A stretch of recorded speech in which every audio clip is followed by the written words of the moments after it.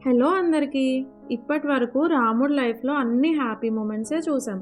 Childhood, marriage అన్నీ హ్యాపీగా అయిపోయినాయి.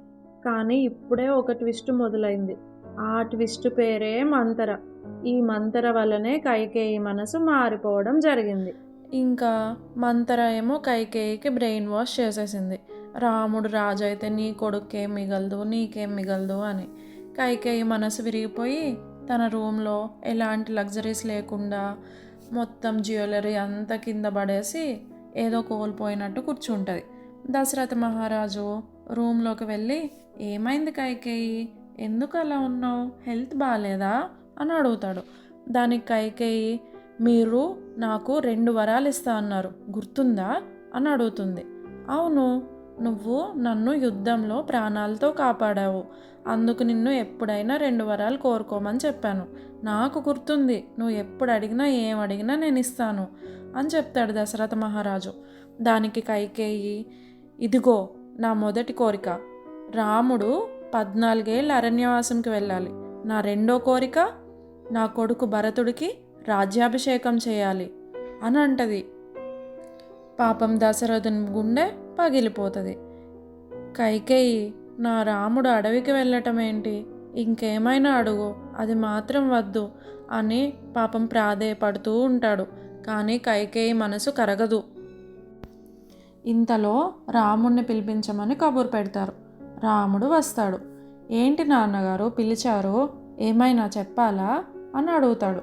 దానికి దశరథుడు తల కిందకు దించుకొని చాలా బాధతో మౌనంగా ఉండిపోతాడు.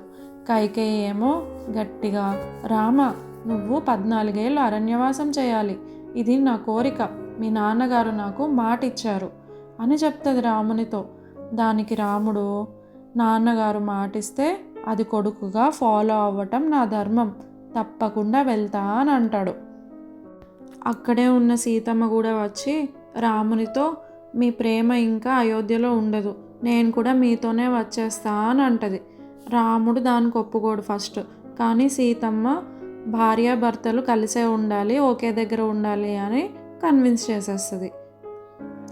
ఇంకా లక్ష్మణుడికైతే చాలా కోపం వచ్చేసింది కైకేయి మీద. కోపంతోనే రాముడి దగ్గరికి వెళ్ళి అన్నగారు, నేను కూడా మీతోనే వచ్చి మీకు అడవుల్లో ఎలాంటి హాని జరగకుండా చూసుకుంటా అని చెప్తాడు. రాముడు దానికి ఒప్పుకోడు. నీకు కూడా భార్య ఉంది కదా, నువ్వు మీ భార్యతో ఉండు అని చెప్తాడు. కానీ లక్ష్మణుడు అస్సలే వినడు. నేను మీతోనే వస్తాను అని చెప్తాడు. అయితే రాముడు ఫస్ట్ నీ భార్య ఊర్మిళ దగ్గరికి వెళ్ళి మాట్లాడరా అని చెప్తాడు. ఇప్పుడు లక్ష్మణుడు ఊర్మిళ దగ్గరకు వెళ్ళి నేను ఇలా మా అన్నగారి సేవలో అడవులకి వెళ్తా అని చెప్తాడు. ఊర్మిళ ఒక్క క్షణం కూడా ఆలోచించకుండా నేను కూడా వస్తా అంటది. కానీ లక్ష్మణుడు అంటాడు, నువ్వు వస్తే నేను అన్నగారి సేవలో కంప్లీట్గా చేయలేను, నువ్వు అయోధ్యలోనే ఉండు ఊర్మిళ అని చెప్తాడు.